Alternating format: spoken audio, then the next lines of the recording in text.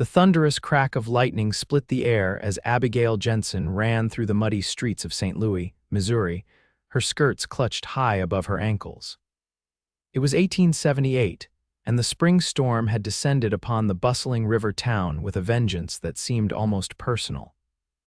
Her heart hammered against her ribs, not from the exertion of running but from the fear that had gripped her since she'd seen that terrible flash strike Isaac Everett's barn on the outskirts of town. "Miss Jensen, you'll catch your death out here." Sheriff Miller called from the doorway of his office, but Abigail paid him no mind. She had promised herself she would no longer be bound by the constraints of proper society, not since her father had passed and left her the small schoolhouse to run as she saw fit. The rain slashed at her face as she made her way beyond the town limits, her boots sinking into the softening earth with each determined step. The thunder growled overhead like an angry beast, but it couldn't drown out the thoughts racing through her mind. Isaac Everett had only moved to St. Louis 6 months ago, purchasing the old Matthews place and transforming it with nothing but his bare hands and sheer force of will. He was a quiet man, a cowboy from somewhere out west who spoke little of his past. But his gentle way with horses and the respectful tilt of his hat when she passed him on Sundays had caught her attention in a way no other man had. By the time Abigail crested the hill that led to the Everett farm, she was soaked to the bone, her honey blonde hair plastered to her face and neck. The sight before her made her gasp.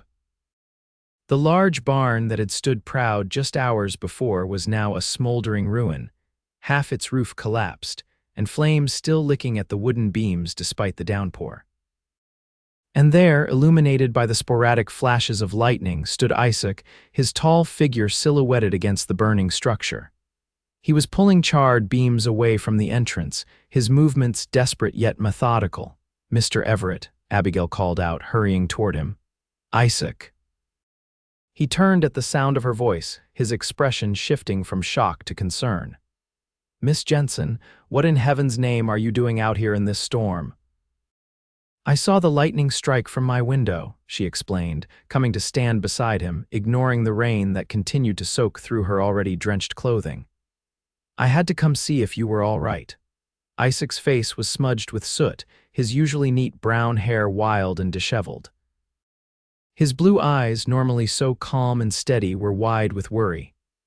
"The animals," he said, turning back to the barn, "most got out, but there are still some trapped inside." Without hesitation, Abigail stepped forward. "Then we'd better get them out." Isaac looked as though he might protest, but another crack of lightning illuminated the determination in her green eyes, and he nodded instead. "Stay close to me. The structure isn't stable."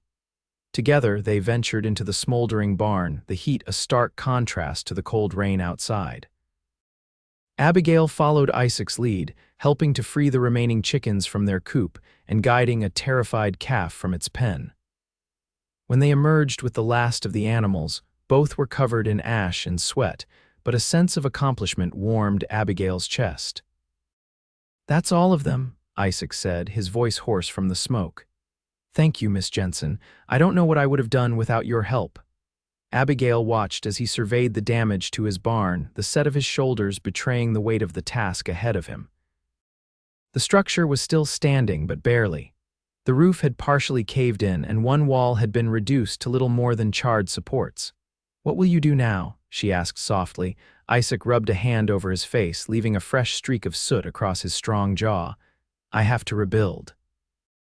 I can't run this place without a proper barn." He glanced up at the dark sky where the storm showed no signs of abating. "But I can't do anything until this weather clears." "Nonsense," Abigail said, surprising herself with her boldness. "We can start salvaging what materials are still usable. The rain will actually help keep the fire from spreading further." Isaac looked at her, really looked at her, perhaps for the first time since they'd met. His gaze took in her rain-soaked form, the determination in her stance, and the genuine concern in her eyes. A small smile tugged at the corner of his mouth. "You're a surprising woman, Miss Jensen." "Abigail," she corrected him. "If we're going to rebuild a barn together, I think you can call me Abigail." The rain had begun to ease, though the sky remained dark and threatening. Isaac led Abigail to the tool shed, which had thankfully been spared from the lightning's wrath. Inside, they found hammers, nails, saws, and other implements needed for the reconstruction. "I can't ask you to help with this, Abigail," Isaac said as he gathered tools. "It's no work for a schoolteacher." Abigail took a hammer from his hands, testing its weight. "My father was a carpenter before he opened the school. I grew up helping him build furniture." She met his surprised gaze with a steady one of her own. "I may be a schoolteacher, Mr. Everett, but I'm not afraid of hard work." "Isaac," he said, a genuine smile breaking through his weary expression, "if I'm to call you Abigail, then you must call me Isaac." As the evening wore on, they worked side by side, first clearing away the debris and salvaging any usable lumber. The rain had stopped completely now, though the air remained heavy with moisture. Abigail found herself watching Isaac as he worked, admiring the way his muscles flexed beneath his sodden shirt as he lifted beams, and the gentle way he handled the frightened animals that had returned to see what remained of their home. "You have a way with them," she commented as he calmed a nervous mare with nothing more than soft words and a steady hand. Isaac stroked the horse's muzzle, his expression softening. "Animals don't judge you for your past or where you come from. They only care about how you treat them in the present." There was something in his voice, a hint of a story untold that piqued Abigail's curiosity, but she knew better than to pry. People in the West often came seeking new beginnings, leaving complicated pasts behind them. As darkness fell, Isaac lit lanterns around the barn's perimeter, casting a warm glow over their work area. The night was clear now, stars beginning to peek through the dissipating clouds. Despite the physical exertion, Abigail felt more alive than she had in months, maybe years. "We should probably stop for the night," Isaac said, looking up at the skeletal remains of the barn roof. "I've got enough planks to start rebuilding the wall tomorrow, but it's too dangerous to try in the dark." Abigail nodded, suddenly aware of how exhausted she was.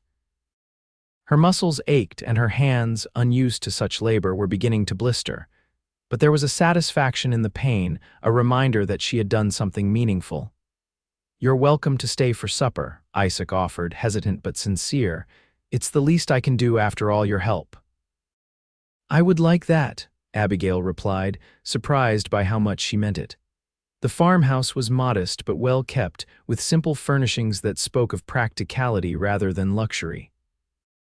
Isaac moved about the kitchen with the ease of a man accustomed to fending for himself, preparing a simple meal of beans, bacon, and cornbread that he had thankfully stored in the house rather than the barn. As they ate by lamplight, Abigail found herself drawn to the quiet strength of the man across from her. He wasn't like the other men in St. Louis, who seemed either too rough or too refined. Isaac existed somewhere in between, a man clearly shaped by hard experiences yet possessing a gentleness that couldn't be taught. "How long have you been on your own?" she asked, breaking the comfortable silence that had settled between them. Isaac considered the question, taking a sip of coffee before answering. "Most of my life, I suppose. My parents died when I was 16, influenza. After that, I drifted, working ranches across Texas and Colorado before making my way here. And what brought you to St. Louis?" His eyes met hers, and for a moment, Abigail thought he might not answer. "I was looking for something, I suppose, a place that could feel like home again." The simple honesty of his words touched something deep within her. "And have you found it?" Isaac's gaze traveled around the modest kitchen before returning to her. "I'm starting to think I might have." The moment hung between them, charged with something neither was ready to name. Abigail broke it first, rising to help clear the dishes. "I should probably head back to town," she said, though the thought of returning to her empty cottage held little appeal. Isaac frowned, moving to the window to look out at the night sky. "It's mighty late, and those roads can be treacherous after a storm." He hesitated, clearly wrestling with propriety. "I have a spare room. You're welcome to stay the night and head back in the morning." Abigail knew what the proper response should be. An unmarried woman simply didn't spend the night at a bachelor's home, no matter how innocent the circumstances. But the thought of walking 3 miles back to town in the dark, with the roads muddy and her body exhausted, was enough to make her reconsider society's rules. "Thank you," she said simply.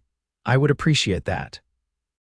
Isaac showed her to a small but clean bedroom, providing a nightshirt that had belonged to his mother and had somehow survived his many travels. "I'll be up at first light to continue work on the barn," he told her, "but please rest as long as you need." Alone in the unfamiliar room, Abigail changed into the borrowed nightshirt, her mind whirling with the events of the day. When she'd left her cottage that morning, she never could have imagined where she'd end up. Yet here she was in Isaac Everett's home, having spent hours helping him begin to rebuild what the storm had destroyed. She should have felt scandalized by her own behavior, but instead she felt strangely at peace. As she drifted off to sleep, her last conscious thought was of Isaac's hands, strong and capable, and the way his eyes had softened when he looked at her across the dinner table. Morning came all too soon, the first rays of sunlight filtering through the simple curtains and rousing Abigail from her slumber. For a moment, she was disoriented, the unfamiliar surroundings causing a brief panic until the events of the previous day came flooding back. She dressed quickly in her still damp clothes from the day before, wincing at the discomfort but knowing she had little choice. When she emerged from the bedroom, the house was quiet, but the smell of coffee and bacon greeted her. On the kitchen table, she found a plate of food covered with a cloth to keep it warm and a note in a surprisingly elegant hand. "Gone to start on the barn.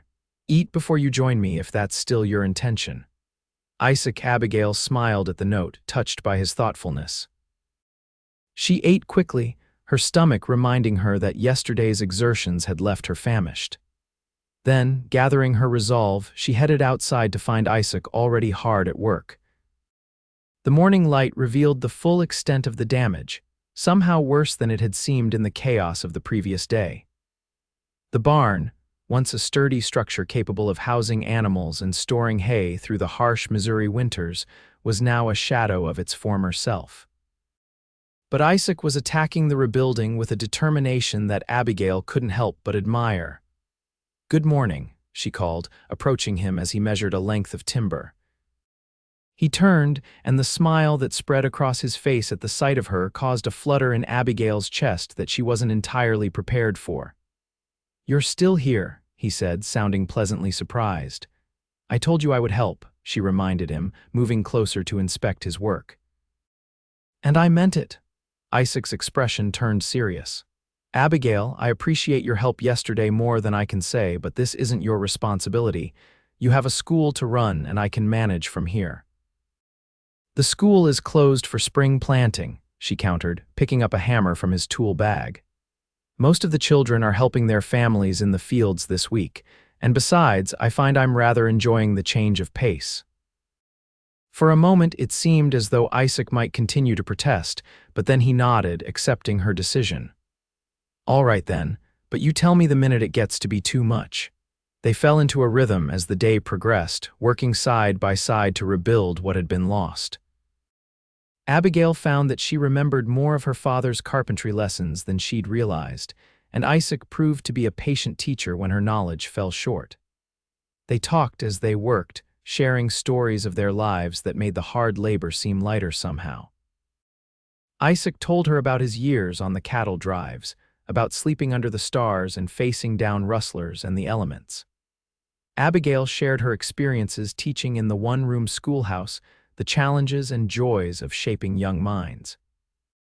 By midday, they had made significant progress on rebuilding the damaged wall. The work was hard, and Abigail's muscles protested with every swing of the hammer, but there was a satisfaction in seeing the structure slowly take shape again that made the discomfort worthwhile. "We should take a break," Isaac said, noting the flush on Abigail's cheeks from the exertion. "I've got some cold water in the well house." They sat in the shade of an oak tree, drinking water from tin cups and sharing a simple lunch of bread and cheese that Isaac had packed. The spring sun was warm on their faces, and a gentle breeze carried the scent of wildflowers from the nearby meadow. "Why did you really come out here yesterday?" Isaac asked suddenly, his blue eyes searching her face. In the middle of that storm. Abigail looked down at her cup, considering her answer. The truth was, she wasn't entirely sure herself. I saw the lightning strike from my window and I just knew I needed to come. I couldn't bear the thought of you facing it alone. Isaac was quiet for a long moment, his expression unreadable. Most people in this town still see me as an outsider. They're polite enough, but they keep their distance. He met her gaze directly. You're the first person who's treated me like I belong here. Perhaps because I know what it's like to not quite fit in, Abigail admitted. Being a woman running a school on my own, making my own decisions, it's not what most folks expect from a proper lady. Isaac's smile was warm, reaching his eyes and crinkling the corners.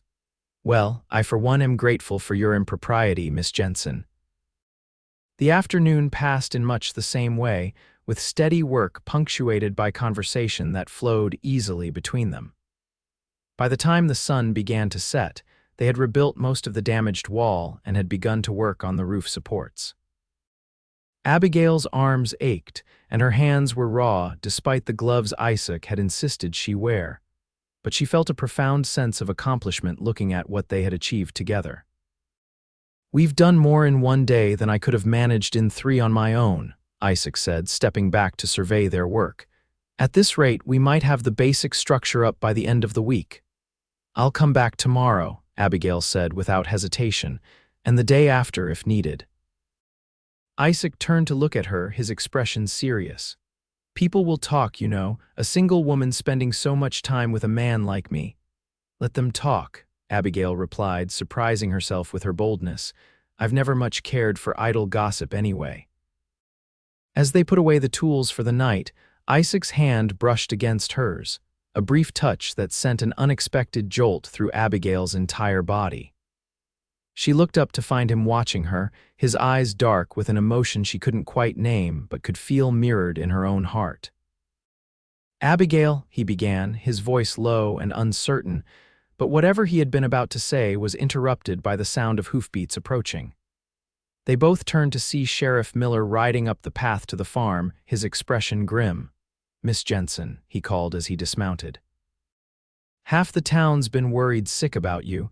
When you didn't show up at the school today, folks thought something might have happened. Abigail felt a flush of embarrassment creep up her neck. In her determination to help Isaac, she had completely forgotten that she was expected to be at the schoolhouse for any children who might come despite the planting break. I'm so sorry, Sheriff, she said, stepping forward. I should have sent word. I've been helping Mr. Everett rebuild his barn after the lightning strike. Sheriff Miller's eyes traveled from Abigail's disheveled appearance to Isaac, who stood a respectful distance away, his face carefully neutral. I see, the sheriff said, though his tone suggested he saw perhaps more than was actually there. Well, I'll be happy to escort you back to town now, Miss Jensen. Abigail glanced back at Isaac, reluctant to leave but aware that she had responsibilities beyond this farm. I promised Mr. Everett I would return tomorrow to continue helping. The sheriff's eyebrows rose, but he was too polite to voice his obvious concerns in front of Isaac. Perhaps you might want to reconsider that, Miss Jensen. Your reputation is my own concern, Abigail finished for him, her voice firm but kind. But I appreciate your concern, Sheriff. Please tell everyone in town that I am perfectly fine and will be at the school tomorrow afternoon. The sheriff looked as though he might argue further, but something in Abigail's expression must have convinced him of the futility. With a sigh, he tipped his hat. As you wish, Miss Jensen, but I'd be remiss in my duties if I didn't at least see you safely back to town tonight. Abigail knew when to concede a battle. She turned to Isaac, who had remained silent throughout the exchange. I'll return tomorrow after my school duties are finished. Isaac nodded, his face revealing nothing of his thoughts. I appreciate all your help, Miss Jensen. Good evening to you both. The ride back to town with Sheriff Miller was mostly silent, though Abigail could sense his unasked questions hanging in the air between them. It wasn't until they reached the outskirts of St. Louis that he finally spoke. I hope you know what you're doing, Abigail, he said, using her first name in a way that spoke of their long acquaintance. Everett seems like a decent enough fellow, but we don't know much about him, and people in this town, well, they can be quick to judge." "I'm helping a neighbor in need, Sheriff," Abigail replied, though she knew in her heart that it had become something more than that. "Just as my father would have done," Miller sighed, clearly unconvinced but unwilling to push further. "Your father was a good man. He'd be proud of the woman you've become, even if he might worry about your choices sometimes." Abigail smiled at that, knowing it was true. Her father had raised her to be independent and compassionate, even if those qualities sometimes put her at odds with society's expectations. When they reached her small cottage near the schoolhouse, Sheriff Miller helped her down from his horse with a paternal sort of concern. "Just be careful, Abigail. Not everyone will understand your good intentions." "Thank you for your concern, Sheriff," she said sincerely. "But I know what I'm doing." As she watched him ride away, Abigail wondered if that was true. Did she really know what she was doing, or was she following her heart into territory as unstable as Isaac's half-rebuilt barn? Either way, she knew with certainty that she would be returning to the Everett farm tomorrow, regardless of what anyone might say. Inside her cottage, Abigail found a letter that had been slipped under her door. The handwriting was unfamiliar and there was no signature, but the message was clear. "A lady of your standing should not associate with men of questionable character. Think of the children you teach." Abigail crumpled the note in her fist, anger flaring hot in her chest. The cowardice of anonymous warnings aside, the implication that Isaac was somehow unfit for decent company based solely on his status as a newcomer was exactly the kind of prejudice she had always found intolerable. Her resolve strengthened rather than weakened by the warning, Abigail prepared for bed, her mind already planning how she would balance her duties at the school with her promise to help Isaac rebuild. The next morning, Abigail rose early, determined to attend to her school responsibilities before heading to Isaac's farm. As expected, only a handful of children arrived, mostly from families who lived in town rather than on the surrounding farms. She taught them with her usual enthusiasm, though she found her thoughts frequently drifting to Isaac and the barn they were rebuilding together. When she dismissed the children at noon, she was surprised to find Irene Thomas, one of the town's most prominent matrons, waiting outside the schoolhouse. "Miss Jensen," Mrs. Thomas greeted her, her tone falsely sweet.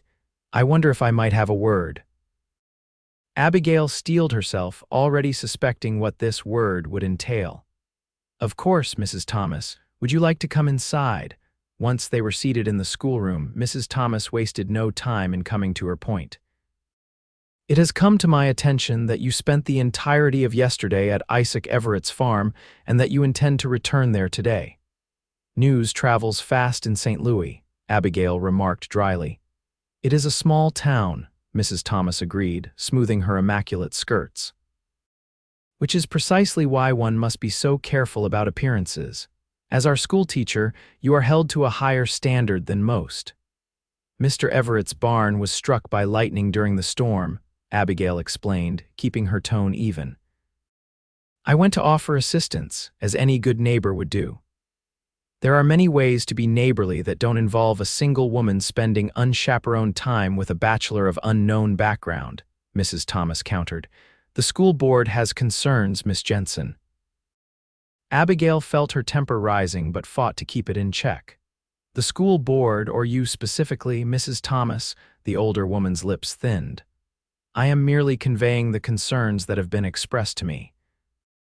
We value your contributions to this community, Miss Jensen, but we must insist that you conduct yourself with the propriety befitting your position. And if I choose to help a neighbor in need, despite these concerns," Abigail asked, already knowing the answer. Mrs. Thomas's expression hardened. "Then the board would need to reconsider whether you are the appropriate person to be shaping the minds of our children." The threat hung in the air between them, clear and unmistakable. Abigail felt a momentary flash of fear. The school was not just her livelihood, but her passion, her purpose. To lose it would be devastating, but then she thought of Isaac, working alone to rebuild what the storm had destroyed.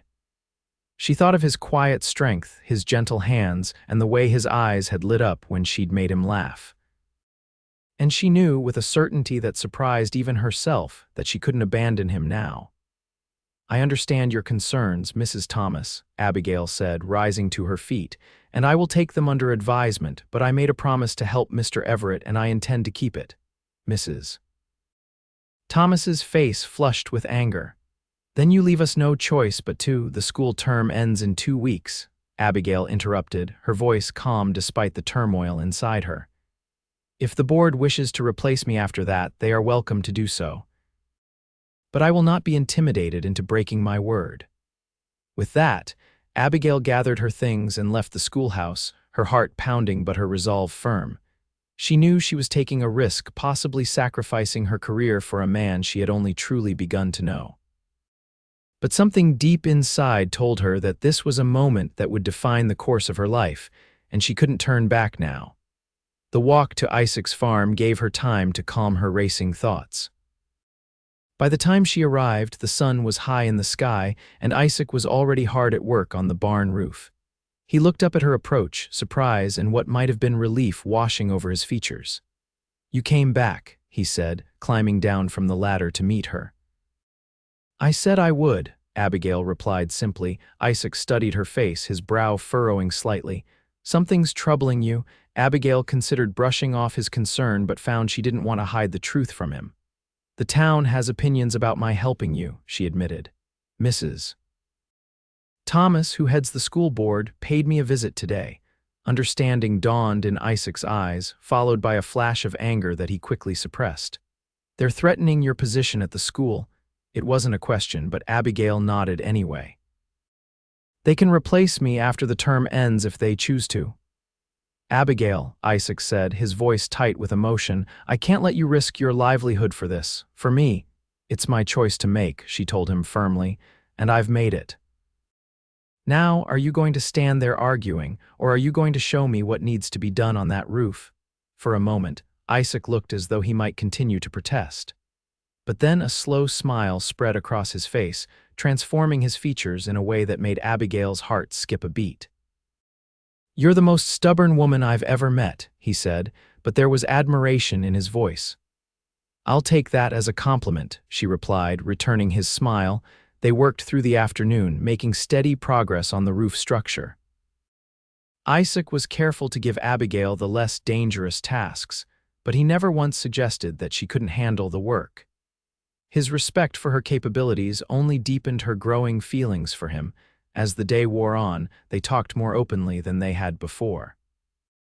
Isaac told her about his dream of building his farm into something that could sustain a family, about his hopes for breeding horses that would be known throughout Missouri for their strength and intelligence. "And what about you?" he asked as they paused for water in the late afternoon heat. "What are your dreams, Abigail Jensen?" The question caught her off guard. For so long, her dreams had been centered around the school, around creating a place where children could learn regardless of their circumstances. But now, looking at Isaac with his earnest eyes and work-roughened hands, she found new dreams taking shape in her heart. "I want to make a difference," she said finally. "Whether that's through teaching or some other path." Isaac nodded, his gaze holding hers for a moment longer than necessary. "You already have, made a difference, to me." The simple honesty of his words touched her deeply. Before she could respond, however, they were interrupted by the sound of approaching wagons. Turning toward the road, they saw a sight that left them both speechless. 3 farm wagons were making their way up the path to Isaac's farm, loaded with lumber and supplies. Driving the lead wagon was Tom Wilson, the owner of the general store, with Sheriff Miller beside him. The other wagons were driven by men Abigail recognized as farmers from the surrounding area. "What in the world?" Isaac murmured as the wagons came to a stop near the barn. Sheriff Miller was the first to approach, his expression a mix of sheepishness and determination. "Everett," he said by way of greeting. "Seems Miss Jensen isn't the only one who thinks a neighbor deserves help in hard times." Tom Wilson joined them, gesturing to the wagons. "Brought some supplies from the store, figured you could use them, what with the storm damage and all." Isaac stared at the men, clearly stunned by this unexpected show of support. I don't know what to say. Don't need to say anything, one of the farmers called out. Just point us where you need the lumber stacked. We've got a few hours of daylight left. Abigail watched as Isaac directed the men, her heart swelling with pride in her community. Despite Mrs. Thomas and her ilk, there were good people in St. Louis, people who understood the meaning of neighborliness and compassion. Sheriff Miller made his way over to where Abigail stood watching the activity. "Quite a project you've taken on here," he commented. "It was the right thing to do," she replied simply. The sheriff nodded, looking thoughtful. "You know, I had a talk with Tom and some of the others after I brought you home last night, told them what you were doing out here, helping Everett rebuild." He glanced at her, a hint of a smile playing around his mouth. "Seems you've got more friends in town than Mrs. Thomas might like to admit." Relief and gratitude washed over Abigail. "Thank you, Sheriff," he shrugged, suddenly embarrassed by her sincerity. "Just doing my job, looking out for the good folks of this town." His gaze shifted to Isaac, who was now working alongside the other men, his movements coordinating easily with theirs. "And for what it's worth, I think Everett might just be one of the good ones." With the additional help and supplies, the work progressed rapidly. By sunset, the barn structure was largely rebuilt, with only the finishing touches remaining. The men departed with promises to return in a few days to help with the final stages, leaving Isaac and Abigail once again alone. They stood side by side, surveying the transformed barn. Though it wasn't completely finished, it was now a solid structure that would serve its purpose well. "I can hardly believe it," Isaac said, his voice thick with emotion. "Yesterday I thought I'd lost everything, and now you have a barn again," Abigail finished for him. "And perhaps a few friends as well." Isaac turned to her, his expression intense. "I have more than that, thanks to you." The air between them seemed to charge with electricity, reminiscent of the storm that had brought them together. Abigail found herself unable to look away from his gaze, her heart pounding in her chest. "Abigail," Isaac began, taking a step closer to her, "I need to tell you something." But before he could continue, a shout from the road drew their attention. To Abigail's dismay, Mrs. Thomas was approaching in her husband's carriage, her expression thunderous. "Miss Jensen," she called, her voice carrying clearly in the evening air. "I thought I made myself perfectly clear this afternoon." Isaac stiffened beside Abigail, his hand instinctively moving to rest protectively at the small of her back. The simple gesture gave her strength as Mrs. Thomas's carriage came to a stop near them. "Mrs. Thomas," Abigail greeted her with forced politeness. "What brings you out this way?" The older woman's gaze traveled from Abigail to Isaac, her disapproval evident. "I received word that half the men in town were out here today. I can only imagine what kind of situation this has become." "The men of this town were kind enough to help Mr. Everett rebuild his barn after the lightning strike," Abigail explained, keeping her voice even despite her rising anger. "As neighbors should," Mrs. Thomas sniffed. "Be that as it may, your continued presence here is inappropriate and unacceptable for a woman in your position." She fixed her stern gaze on Abigail. "The school board has met in emergency session this afternoon. I regret to inform you that your services will no longer be required after the end of this term." The words hit Abigail like a physical blow, even though she had been half expecting them. Beside her, she felt Isaac tense, and when he spoke, his voice was controlled but filled with barely suppressed anger. "Mrs. Thomas, with all due respect, Miss Jensen has done nothing wrong.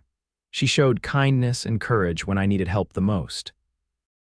If the town of St. Louis can't recognize the value of such character, then perhaps it's not the kind of place I want to make my home after all." Mrs. Thomas looked taken aback by Isaac's defense, clearly not having expected him to speak up. "Mr. Everett, this is a matter between the school board and Miss Jensen. It doesn't concern you." "It concerns me when a good woman is punished for showing Christian charity," Isaac countered. "And it concerns every parent in this town who wants their children taught by someone with the moral courage to do what's right, regardless of how it might appear." Abigail felt a surge of gratitude for Isaac's support, but she knew this was her battle to fight. Mrs. Thomas, she said, stepping forward. I understand the board's decision and I accept it, but I want to be clear.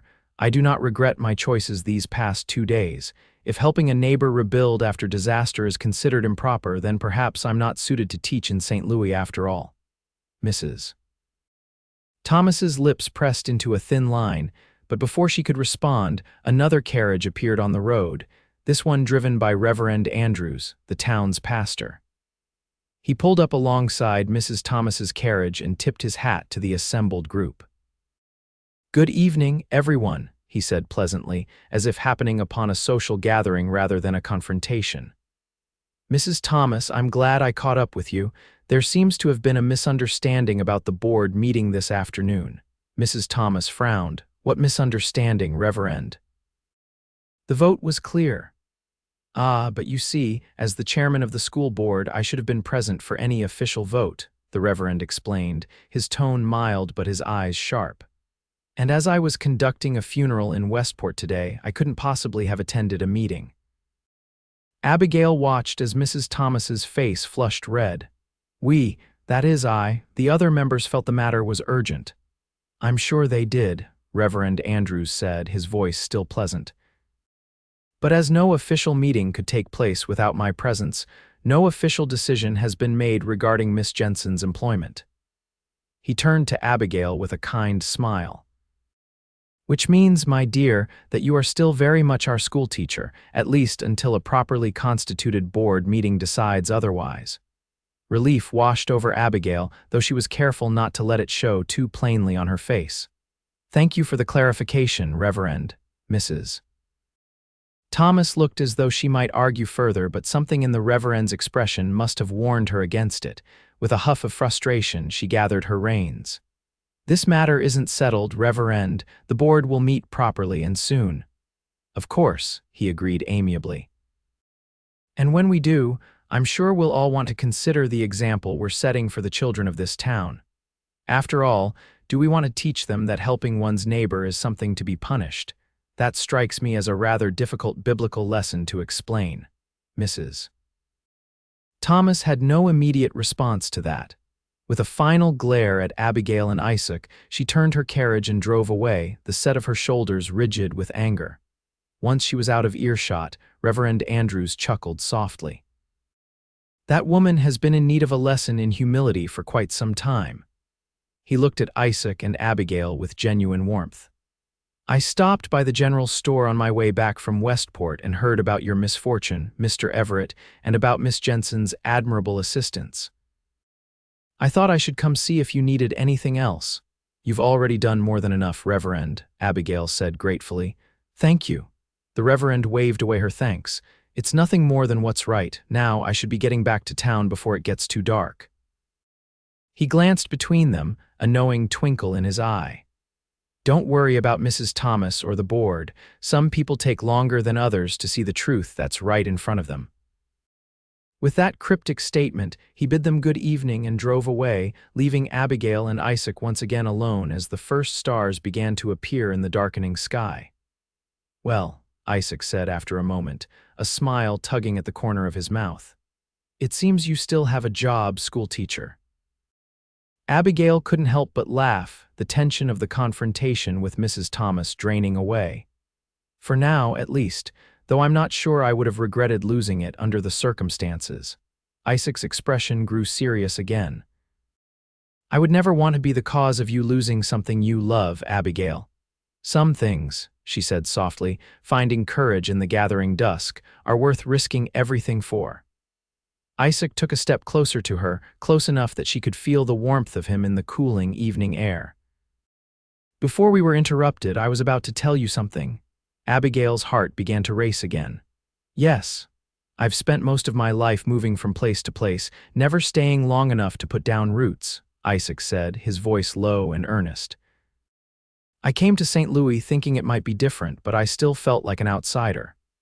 Until yesterday, when you showed up in that storm, determined to help a man you barely knew. He reached out, hesitantly taking her hand in his.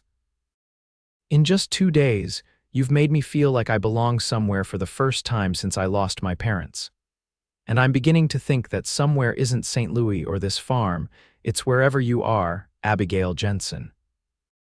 Abigail felt tears prick at the corners of her eyes, overwhelmed by the simple honesty of his declaration. "Isaac, I know it's fast," he continued, his thumb tracing gentle circles on the back of her hand. "Too fast, probably. And I have nothing to offer you but a half-rebuilt barn and a future that's still taking shape. But I needed you to know what these 2 days have meant to me, what you have come to mean to me."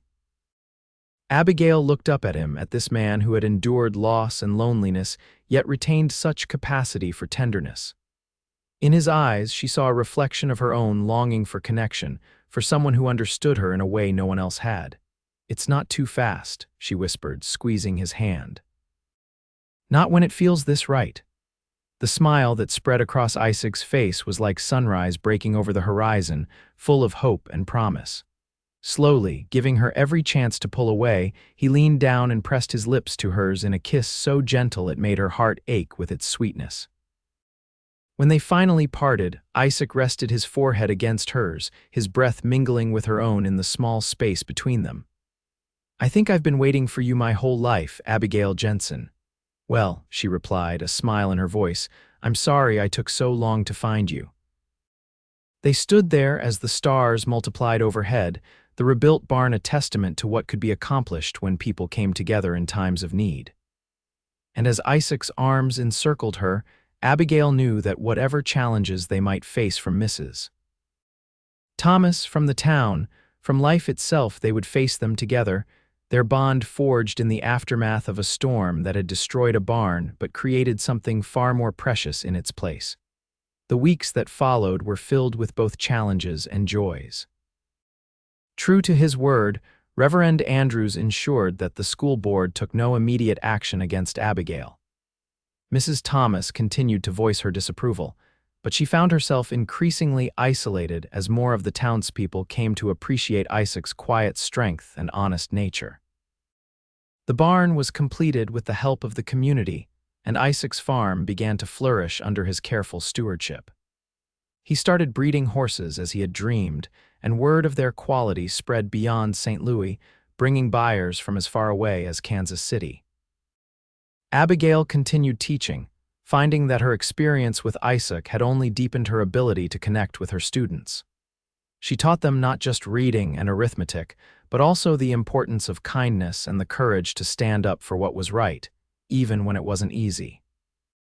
Their courtship progressed with a naturalness that felt inevitable to them both.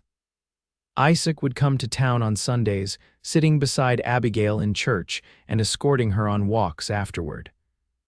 Sometimes she would visit the farm, helping with small tasks or simply sitting with him on the porch as the sun set, talking about their days and their dreams. 4 months after the lightning strike that had brought them together, Isaac asked Abigail to marry him. They were standing in the rebuilt barn, now filled with healthy animals and sweet-smelling hay. He had no ring to offer, but instead presented her with a small wooden box he had carved himself, inlaid with a pattern of wildflowers. "It's beautiful," Abigail said, running her fingers over the intricate design. "Open it," Isaac urged, his eyes bright with anticipation. Inside, nestled on a bed of soft cloth, was a simple gold band that had belonged to his mother. "I've carried this with me through all my wanderings," he explained. "Waiting for the day I would find someone worthy of it, someone like you, Abigail." With tears in her eyes, she accepted both the ring and his proposal. They were married in the town church that autumn, with Reverend Andrews officiating and most of the town in attendance. Even Mrs. Thomas came, though she sat stiffly in the back pew, her expression unreadable. After the ceremony, as they greeted their guests, Mrs. Thomas approached them. For a moment, Abigail tensed, preparing for one final barb or criticism, but the older woman simply offered her hand. "I wish you both happiness," she said formally. Then, with what might have been the ghost of a smile, she added, "It seems I may have been hasty in my judgment." It wasn't quite an apology, but Abigail recognized it as the closest thing to one that Mrs. Thomas was likely to offer. "Thank you for coming today," she replied sincerely. It means a great deal to us both. As Mrs. Thomas moved away, Isaac squeezed Abigail's hand. That was generous of you. Life's too short for grudges, Abigail said, leaning into his side. Especially today. They began their married life on Isaac's farm, which Abigail now thought of as their farm. She continued teaching until the following spring, when she discovered she was expecting their first child. Though she loved her work at the school, the decision to step back temporarily felt right. A new chapter in a life that had already taken such unexpected and wonderful turns. Their daughter, Hope, was born on a bright summer day, almost exactly 1 year after the lightning strike that had destroyed the barn and altered the course of their lives forever.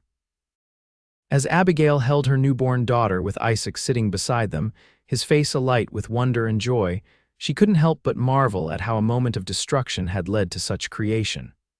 "She's perfect," Isaac whispered, gently touching Hope's tiny hand with one finger. "She is," Abigail agreed, her heart so full it felt as though it might burst. "Just like the life we're building together." As the years passed, that life continued to grow and flourish.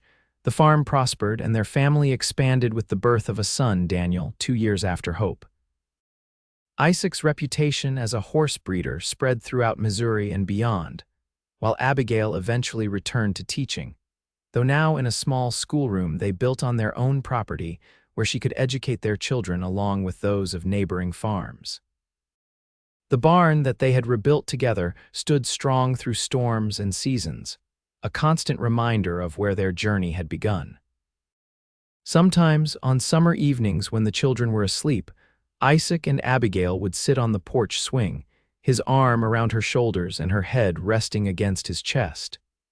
"You ever think about how different our lives might have been if that storm hadn't struck?"